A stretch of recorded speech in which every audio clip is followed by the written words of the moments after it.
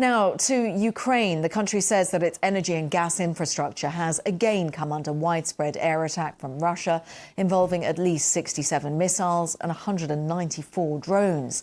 The energy minister said that Russia was trying to harm the civilian population by targeting energy production. Officials in Odessa and Kharkiv say that waves of attacks left infrastructure damaged and homes on fire. Several injuries have been reported in Kharkiv, and elsewhere the military administration in Ukraine's eastern region of Donetsk say that Russian glide bombs injured 7 people, including 2 children. Kyiv says that for the first time, Ukraine has used French Mirage jets to repel a Russian attack.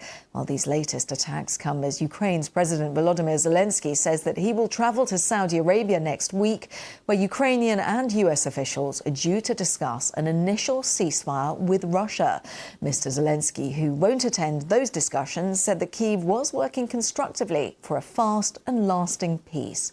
Well, this news comes as European leaders held emergency talks in Brussels on boosting defence spending and support for Kyiv.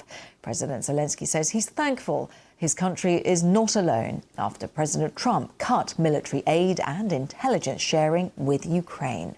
The Kremlin's warned again against European peacekeepers being deployed in Ukraine. Well, at the summit in Brussels, the EU leaders agreed unanimously that both Russia and its ally Belarus posed a threat.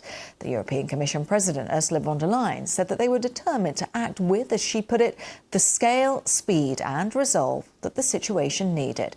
And she had this message for Mr. Trump. We all want a peace through strength, a just and lasting peace, but a peace from a position of strength. And this is also in the interest of President Trump, to have a peace through strength. And if he wants to achieve this, it is only possible with the support of the European Union and its member states, because preconditions have to be met. We have been the ones, for example, who have secured the economic survival of Ukraine for the year 2025. We are the ones who now invest a lot in Ukrainian defense industry and are providing the military capabilities that Ukraine needs. Ursula von der Leyen at the close of yesterday's summit. Well, our Europe editor, Katya Adler, has this analysis from Brussels. We keep hearing that Europe is in a historic and unprecedented moment, and at their emergency summit today, EU leaders have come up with something quite exceptional, means of producing unprecedented amounts of funds for defence spending, and that includes Germany, which is normally so debt shy, pushing for the bloc to take on more debt. And all of this with a view of Europe becoming less reliant on the United States for its defence, which it has been since the Second World War.